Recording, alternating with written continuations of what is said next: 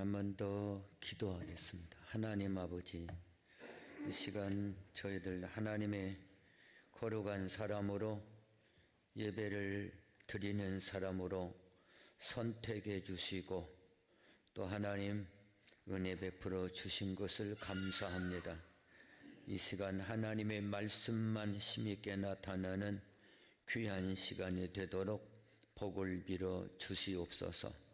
감사하며 사랑이 많으신 예수님의 이름으로 간절히 기도하옵나이다. 아멘.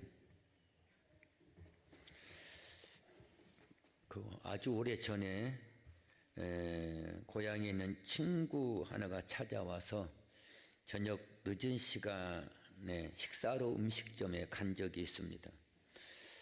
늦은 시간이라 그리 사람은 많지 않았지만 어느 젊은 부부가 식사를 하고 있었습니다.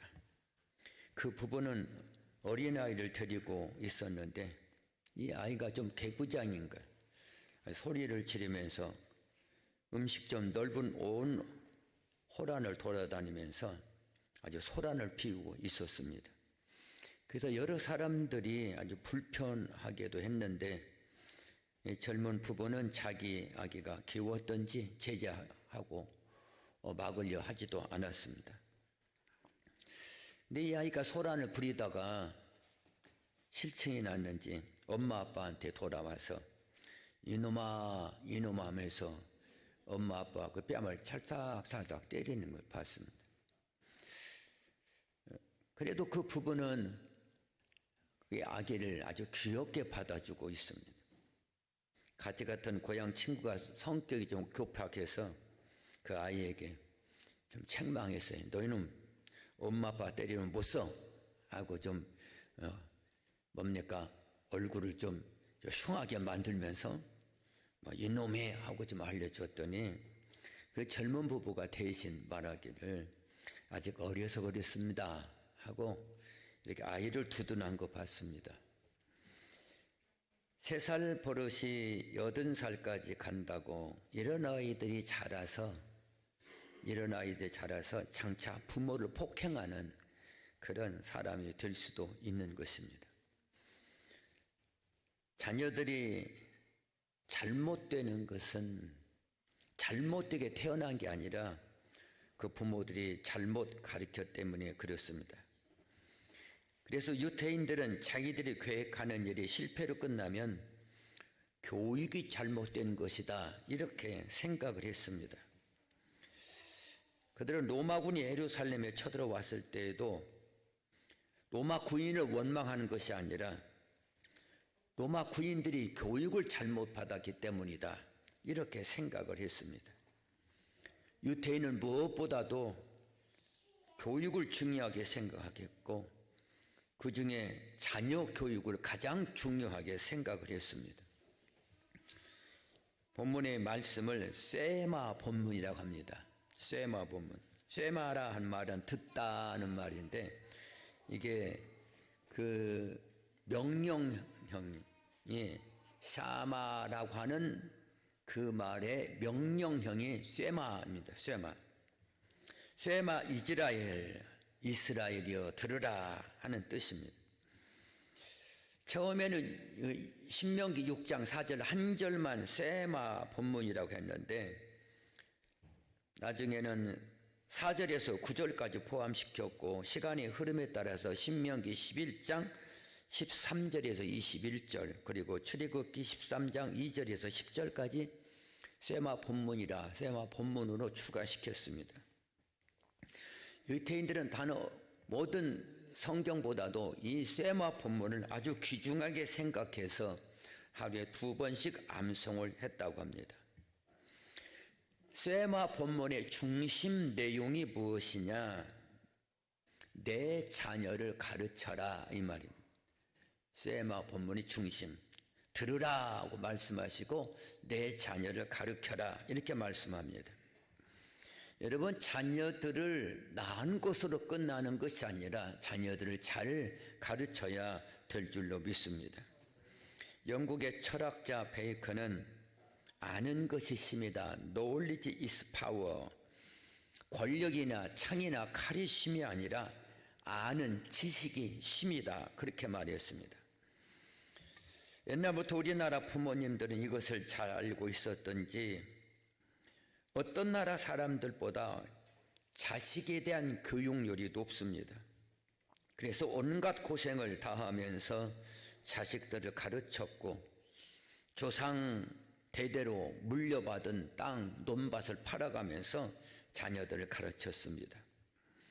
그래서 우리나라가 수십 년 동안 일본에 강점당하기도 하고 곧이어서 한국전쟁, 6.25 전쟁이라고 하는 전쟁이 3년 동안 지속이 돼서 전 국토가 폐허가 되어서 남아있는 것이 아무것도 없었지만 1세기도 안 돼서 세계적 선진국 대열에 우리나라가 들어가게 된 것입니다. 이 모든 것들은 부모들이 그 어려운 중에서도 자녀들을 잘 가르쳤기 때문이라 믿습니다.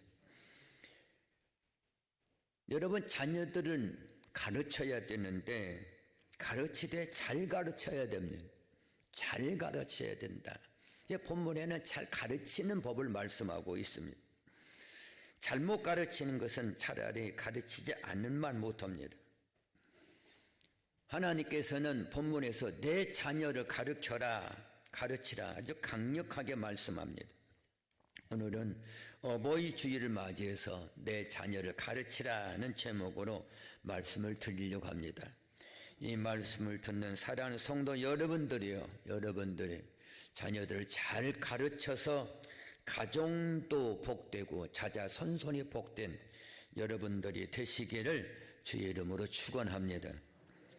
그러면 부모된 사람들은 어떻게 자녀들을 가르쳐야 하겠습니까? 우리 부모들은 어떻게 가르쳐야 될까요? 첫 번째로 부모들은 먼저 좋은 본이 되어야 됩니다. 부모들 자신이 가르치기 전에 먼저 좋은 본이 되어야 됩니다.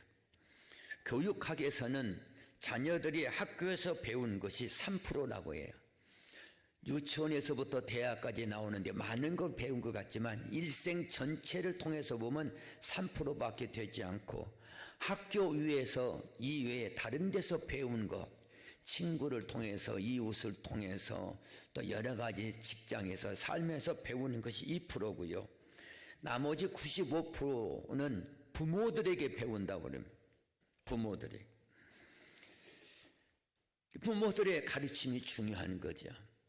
그래서 세계적 유인들을 보면 좋은 학교를 나온 사람들이 아니라 좋은 부모를 만난 사람들입니다. 중세기 성자 어거스틴도 그 어머니 모니카 여사로 인해서 기독교 역사에 가장 존경받을 만한 인물이 됐습니다.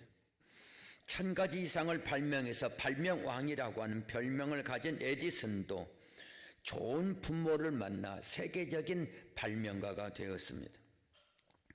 또 부호, 미국에서뿐만 아니라 전 세계적으로 큰 부호로 알려진 록펠러도 좋은 부모를 만났고, 미국의 26대 대통령 테오도르 루즈벨트 대통령도 좋은 부모를 만났습니다. 훌륭한 유인들은 저절로 나타나고 때면 되면 나타나는 것이 아니라 좋은 부모를 통해서 나타난다는 사실을 알아야 됩니다. 제가 가끔씩 말씀드립니다마는 사람이라고 하는 것은 좋아하면서도 배우고 싫어하면서도 배워요. 좋아하는 것만 배우는 게 아니에요. 싫어하면서 배워요.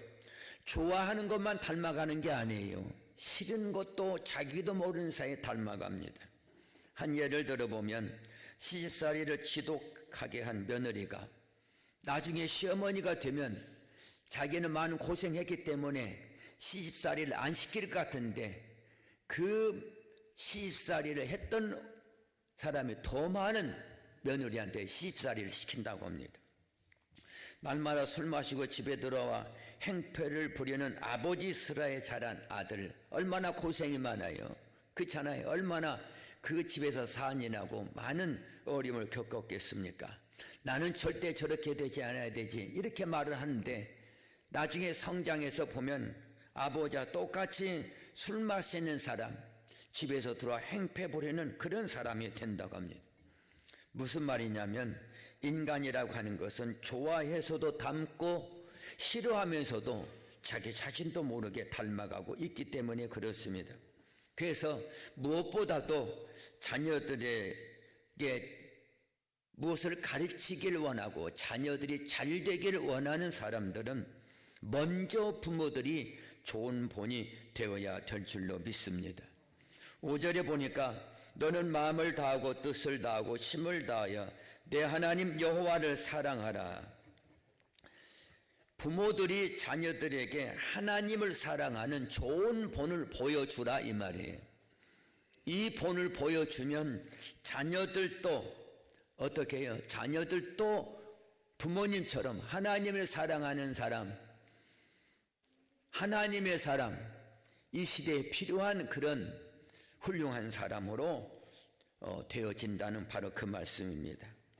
여기 보니까 마음을 다하고 사랑하라. 마음을 다하고 백골이란 말인데 전적이란 말입니다. 무슨 말이냐면 하나님 외에 전혀 다른 마음을 품지 않는 마음을 말하는 거예요. 이런 전혀 다른 마음이 없이 오직 하나님만 사랑하는 마음, 이 마음의 상태를 말하는 것입니다. 성품을 다하고 이 말은 네페시란 말인데 숨 쉰다는 의미가 있습니다. 살아 숨 쉬는 동안에 하나님을 사랑하라. 또 이 말을 신약에 와서는 목숨을 다해 사랑하라 이렇게 말하기도 했습니다. 다시 말하면 내 생명, 내가 살아있는 모든 시간에 있는 동안에 하나님을 사랑하라.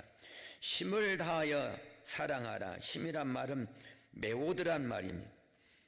많다라고 하는 동사인데 이것이 많다일 때는 동사형일 때는 많다라는 뜻으로 쓰여지고 명사형이 될 때는 힘이라고 하는 뜻을 가지게 되는데 이 메오드란 말 속에는 힘과 능력을 말하기도 하지만 한편으로는 재력과 물질이란 뜻도 있습니다.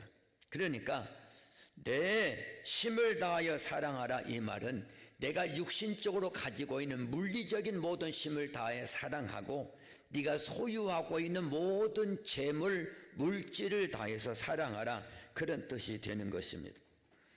중요한 것은 뭐냐? 자녀들을 가르치기 전에 먼저 부모들이 하나님을 사랑하는 좋은 본을 보여주어라 바로 그 말씀입니다. 먼저 보여주고 나야 자녀들이 그것을 보고 따라서 배우게 되고 아름다운 모습을 담게 되는 그런 자녀들이 되는 것입니다. 공자, 제자 중에 증자라고 하는 사람이 있습니다. 이 증자는 육아의 경전이라고 하는 대학을 쓴 사람인데 하루는 증자가 그 아내와 함께 시장을 가는데 아들이 따라오겠다고 하는 거예요. 따라오겠다고 울면서 따라오. 그러니까 아내가 아들을 달리기 위해서 엄마가 시장 보고 오면은 시장 보고 집에 돌아오면 돼지 잡아줄게. 옛날에는 고기 먹는 게 참 좀 특별한 명절이 아니고 좋은 날이 하면 먹지 못하잖아요. 그 말을 듣고 아내는 아주 신나서 그냥 집으로 돌아갔습니다.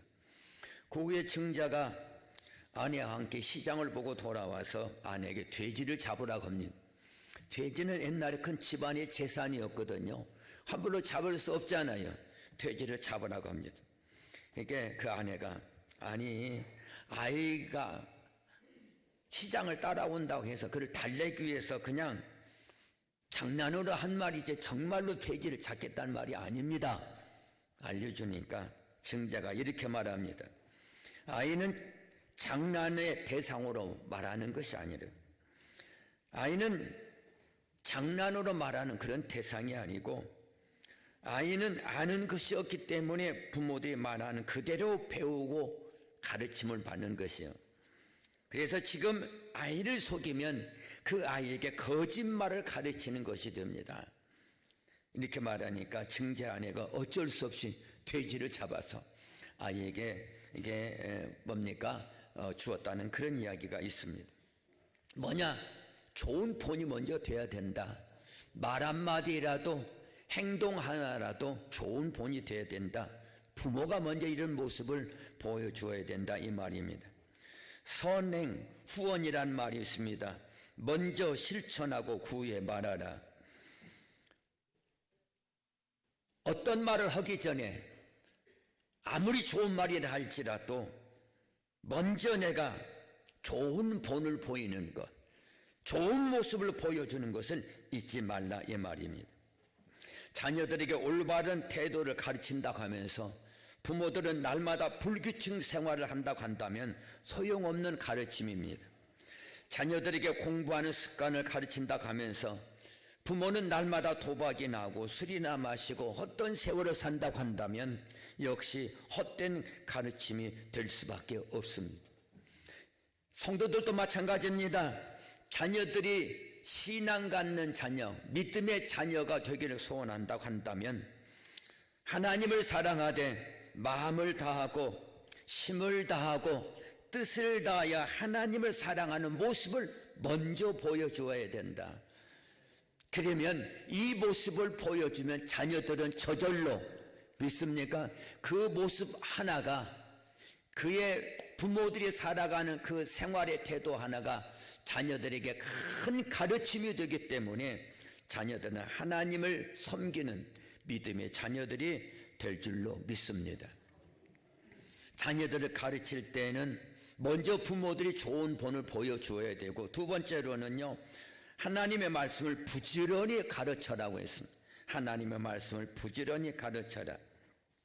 7절에 내 자녀에게 부지런히 가르치며 집에 앉아 있을 때이든지 길을 갈 때이든지 누워 있을 때이든지 일어날 때이든지 이 말씀을 강론하며 가르치되 부지런히 가르쳐라.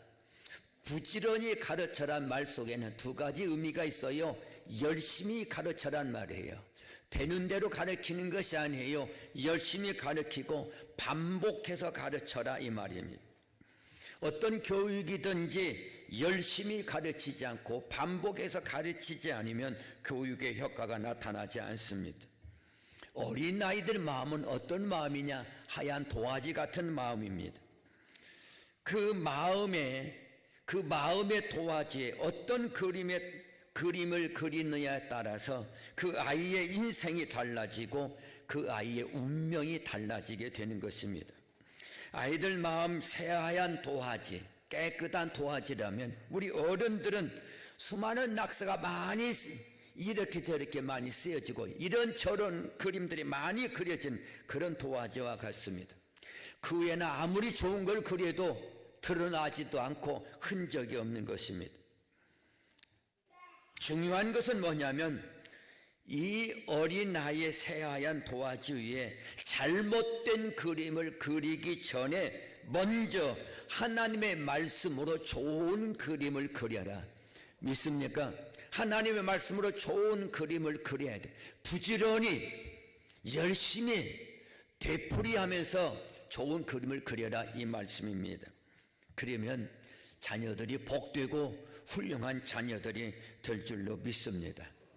구세군에 창립한 월리안 푸드 목사님이 계신데 그 아내 이름이 월리엄 캐서린 여사입니다. 이 월리엄 캐서린 여사는 내조 잘하는 것, 남편 내조 잘하는 것으로 유명해요. 그런데 그가 유명하게 된 것은 남편을 내조 잘해서 유명한 사람이 된 것이 아니라 자녀를 훌륭하게 잘 양육했기 때문에 그렇습니다. 그녀에게는 8명의 자녀가 있는데 한 사람도 잘못되지 않았어요. 한 자녀도 잘못되지 않고 다 훌륭한 사람이 됐어요. 다 아버지의 뒤를 따라 하나님의 일하는 사람이 됐습니다.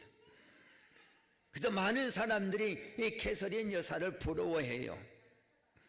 그리고 어떻게 하면 그렇게 자녀들을 훌륭하게 양육할 수 있느냐고 비결을 물어봅니다. 그때마다 캐서린 여사는 이렇게 대답했다고 해요.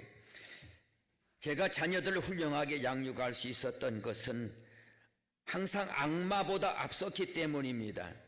아이들이 나쁜 습관을 배우기 전에 먼저 좋은 습관을 가르치고, 나쁜 생각을 가지기 전에 먼저 좋은 생각을 가르치고, 악마가 나쁜 지혜를 가르치기 전에 내가 먼저 하나님의 지혜를 가르치고, 악마가 거짓과 유선과 악을 가르치기 전에 내가 먼저 하나님의 말씀을 가르쳤기 때문에 그렇습니다. 먼저 가르친다. 쉽게 말하면 자녀들에게 다른 그림, 잘못된 그림을 그리기 전에 하나님의 말씀으로 좋은 그림을 그렸다 이 말입니다. 그랬더니 저절로 자녀들이, 훌륭한 자녀들, 모든 사람들에게 존경받는 그런 사람이 되더라 이 말입니다. 이 세상은 좋은 것보다 좋지 않은 것들이 많아요. 의로운 것보다 불의한 게 많아요. 거짓된 것들이 정직한 것보다 많습니다. 저절로 놔두면 어떻게 돼요?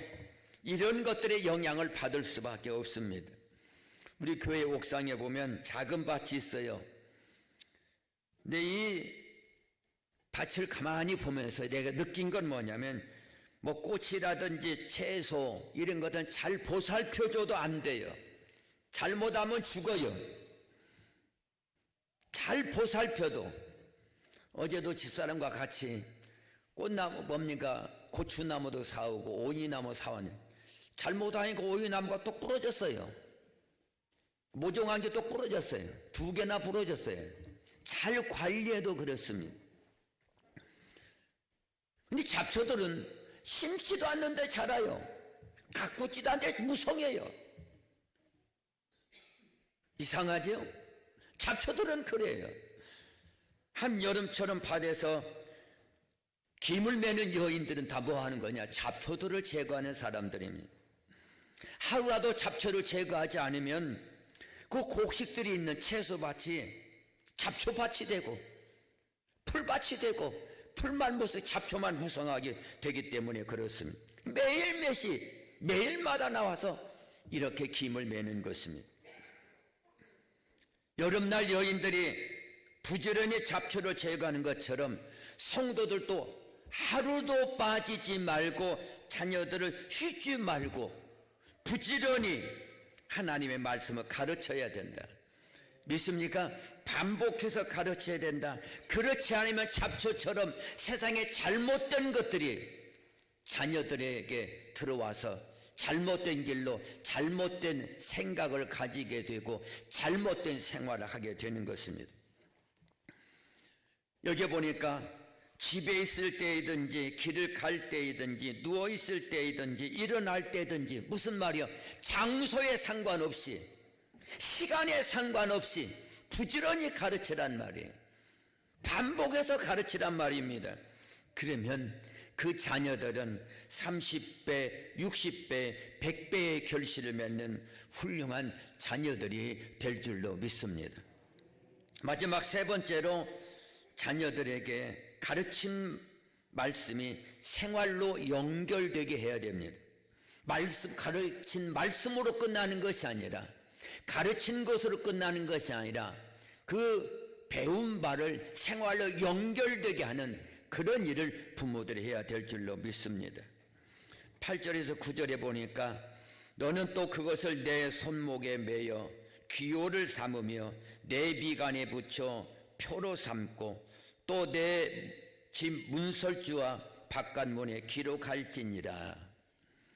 하나님의 말씀을 손목에도 달고 옷슬에도 달고 이마에도 붙이고 집안에 여러 곳에 이것저것 붙여놔라. 이스라엘 사람들은, 특별히 예수님 다신 때 바리새인 서기관들은 정말로 그렇게 살았습니다. 지금도 그렇게 사는 사람이 많아요. 말씀하고는 전혀 상관없이 말씀을 이렇게 옷슬에 달고 손목에 달고 미간에 붙이고 그렇게 살았습니다. 의미를 모르고 그런 형식적인 건데 갖추는데, 형식을 갖추는데 애를 썼습니다. 옛날 어느 성도님으로부터 저도 그런 얘기를 들었습니다. 목사님, 성경은요 읽지 않아도 머리 베고만 자도 잠이 잘 오고요, 악몽 꾸지 않은 것 같아요. 제가요 항상 가위에 들렸는데 성경 베고 잔 뒤로부터 가위 한 번도 안 들렸어요. 그렇게 말하는 걸 들었어요. 또 어떤 사람은 성경을 요절처럼 조그맣게 써가지고 옷 이것저것에 넣고 다니면서 저는 항상 말씀과 같이 다니니까 마음이 든든해요, 이렇게 말하는 거 들었습니다. 여러분, 이것은 성경을 미신화시키는 거예요. 성경은 부적이 아닙니다. 여러분, 성경은 미신이 아니에요. 성경은 진리입니다. 진리이기 때문에 성경 말씀을 베고자 한다고, 성경 말씀을 부적처럼 몸에 지니고 다닌다고 복되고 잘 되는 것이 아닙니다. 성경 말씀을 믿고 성경 말씀으로 살아갈 때 역사가 나타나고 능력이 나타나는 줄 믿으시기 바랍니다. 하나님께서 말씀을 내 손목에 매며 기호로 삼고 미간에 붙이며 표로 삼으라 한 것은 삶에 연결시키란 말입니다. 손이란 사람의 마음속에 있는 것들을 행동으로 나타내는 지체입니다. 내 마음속에 있는 걸 바깥으로 나타내는 지체 중에 하나가 뭐냐? 손입니다. 하나님의 말씀을 손목에 매란 말은 말씀을 삶의 지표로 삼으라 이 말이에요. 내 삶의 모든 중심으로 삼으라 이 말입니다. 그리고 사람의 머리는 인간의 지성과 사고를 상징합니다. 하나님 말씀을 미간에 붙이란 말은 하나님의 말씀을 모든 생각과 판단과 결정의 기준을 삼으란 말이에요. 하나님의 말씀이 어떻게 기록됐는지 이걸 생각하면서 행동하라 이 말입니다. 하나님 말씀을 문설주의 문에 붙이란 말은 하나님의 말씀이 온 가정을 주관하게 만들라 이 말이에요. 그게 하나님의 중심이에요. 그게 하나님이 원하시는 거예요.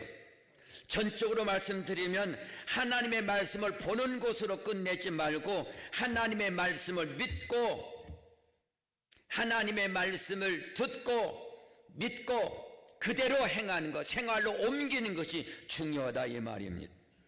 그렇기 때문에 성도 여러분들은 자녀들을 말씀으로만 가르칠 뿐만 아니라 가르친 말씀을 생활로 연결되도록 도와주고 생활로 연결되도록 옆에서 잘 관리해 줘야 될 줄로 믿습니다. 그러면 나를 통해서 나타난 하나님의 능력과 역사가 자녀들에게도 나타나게 될 줄로 믿습니다. 이스라엘 나라는 세계 모든 나라들 중에 인구수도 적어요. 지금 이스라엘 나라 전체 인구수가 750만 명, 바깥에 디아스포라들 외국에 살고 있는 모든 인구수까지 합해서 750만 명밖에 되지 않습니다. 역사적으로 보면 이스라엘 나라는 순환을 많이 겪었어요. 애굽 땅에서 400년 동안 노예 생활했고 바벨론으로 포로로 끌려가기도 했고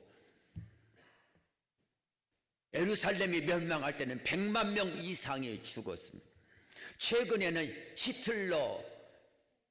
독일의 히틀러에게 2차 세계대전 때 600만 명의 유태인들이 죽었습니다. 이렇게 순환당한 민족이 없어요. 그런데도 얼마밖에 지극히 적은 그 유태인 중에 세계적인 인물이 많이 나타납니다. 그 작은 민족이 한 줌에 손 한 줌밖에 되지 않은 그 작은 민족이 역사 속으로 사라지지 않고 지금까지 명맥을 내려오고 있는 것입니다. 그것은 무엇이냐? 그들은 자녀들에게 하나님 말씀을 가르쳤습니다. 가르치는 사람, 선생, 랍비들을 귀중하게 여겼기 때문입니다. 이스라엘 역사 중에 유명한 요한 벤자카이라는 아주 유명한 랍비가 있습니다. AD 70년에 로마에서 큰 수많은 군사들을 거느리고 예루살렘을 포위했습니다. 그리고 예루살렘을 공격하려고 하고 있어요. 근데 랍비 벤자카이가 아무리 봐도 예루살렘 운명이 다 된 것 같아요. 피할 길이 없어요. 그래서 그는 아무도 모르게 예루살렘 성 밖으로 빠져나와 그 당시 로마 장군인 베스파시안이라고 하는 장군을 만났습니다. 이 랍비는 장군을 만나 황제에게만 예를 갖추는 그 예를 갖추고 큰 조를 올렸습니다. 깜짝 놀라는 이 장군에게 이렇게 말합니다. 장군님, 제가 그거 놀라운 비밀을 알려드릴 테니 장군님도 제 소원 하나만 꼭 들어주세요. 그 소원이 뭐냐고, 그 비밀이 뭐냐고 물어보니까 장군님이 이 전투를 끝나고 로마로 돌아가면 황제가 될 것입니다. 얼마나 놀라운 비밀입니까? 잘못 알려지면은 역적으로 몰려서 집안 모두가 몰살당한 그런 위험한 비밀인데 황제가 될 것입니다. 제 소원은요, 로마 군인들이 예루살렘을 점령해서 예루살렘에 있는 건물들 다 태워도 좋고, 예루살렘에 있는 모든 재물 다 탈취해도 좋고, 예루살렘에 살고 있는 모든 사람 다 죽여도 좋습니다. 그때 죽은 사람들이 100만 명입니다. 다 죽여도 좋습니다. 그런데 붉은 깃발이 세워져 있는 집 한 채만은 꼭 지켜주세요. 그 집은 털끝 하나도 손대지 말고 꼭 지켜주세요. 로마 장군이 생각할 때 황제가 될 것이란 엄청난 비밀을 가르쳐 주었는데 그 작은 집 하나 지켜달라고 하는 거 그리 어려운 문제가 아닌 것 같아요. 그래서 로마 장군은 그 부탁을 꼭 들어주겠다고 약속하고 모든 로마 군사들에게 예루살렘 성에 있는 붉은 깃발이 세워져 있는 집은 절대로 손대지 말아라. 그 집은 발끝 하나 선을 넘으려고 하지 말아라. 그 집은 절대적으로 보여줘야 된다. 이렇게 엄명을 내렸습니다. 근데 그 후에 정말로 이 장군은 본국으로 돌아가게 되었고 얼마 있다 황제가 됐는데 이 황제가 누구냐면 로마 9대 황제 9번째 황제 티투스 플라비우스 베스파시아누스라는 그런 유명한 왕입니다. 로마의 콜로세움이라는 원형 경기장이 있는데 이 황제 때 세운 것입니다. 특별히 유태인과 좋은 관계를 그 후에도 가졌습니다. 이후에 군사들은 정말로 예루살렘에 그 붉은 깃발이 세워져 있는 집을 로마 군사들이 꼭 보여줬습니다. 벤자의 가다피는 그 집 안에 금은보화를 갖다 숨겨놓은 것이 아니라 하나님의 말씀을 가리키는 랍비 30명을 그 가원에 살게 했습니다. 왜냐하면 이스라엘 나라가 없어지고 예루살렘이 멸망되고 수많은 사람이 죽어도 말씀을 가르치는 사람만 있으면 이 나라의 정신을 이어갈 것이고 이 민족은 계속 이 세계 역사에 남을 것이라는 그런 확신이 있었기 때문에 그렇습니다. AD 70년에 예루살렘이 멸망을 했어요. 역사 속으로 사라졌어요. 최근에 1948년 5월 14일 날 이스라엘이 건국됐습니다. 2000년 동안 이스라엘 나라가 역사 속에 없었는데 이스라엘 나라의 언어, 이스라엘 나라의 글씨, 이스라엘 사람들이 섬기는 야훼 신앙은 지금까지 존속이 돼서 세계 많은 사람들에게 영향을 주고 있는 것입니다. 뭐냐? 가르치는 것이다. 믿습니까? 가르침의 능력이다. 내 자녀를 가르치라. 이것은 하나님의 명령입니다. 내가 잘되고 내가 평안하고 내가 복받기 위해서가 아니라 하나님의 명령이기 때문에 가르쳐야 됩니다. 가르치되 잘 가르쳐야 됩니다. 말씀으로 가르쳐야 됩니다. 좋은 본을 보여서 가르쳐야 됩니다. 그럴 때에 우리 샘물교회 성도 여러분들의 가정 속에서도 위대한 인물들이 나타나고 나라를 위해서 세대를 위해서 이 민족을 위해서 쓰임받는 훌륭한 사람들이 많이 나타나게 될 줄로 믿습니다. 이 귀한 은혜와 축복이 여러분들에게 있기를 주의 이름으로 축원합니다. 축원합니다. 기도하겠습니다. 하나님 아버지 크신 은혜와 사랑을 감사합니다. 오늘 어린이 주일을 맞이해서 내 자녀를 가르치라는 말씀의 제목을 저희들이 들었습니다. 아버지 하나님, 자녀들을 가르치라는 것은 주님의 명령입니다. 가르치되 하나님의 거룩한 말씀으로 잘 가르칠 수 있도록 축복하여 주시옵소서.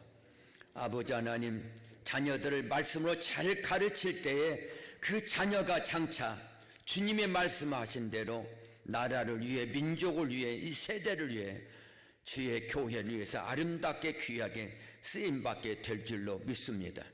샘물교회를 축복하사 성도들의 자녀들 중에 이런 자녀들이 많이 나타나도록 도와주시고, 어버이 되는 부모가 된 우리 성도들은 자녀들 무엇보다도 하나님의 말씀으로 부지런히 열심히 가르치는 성도들 될 수 있도록 축복해 주시옵소서. 감사하며 사랑이 많으신 예수님의 이름으로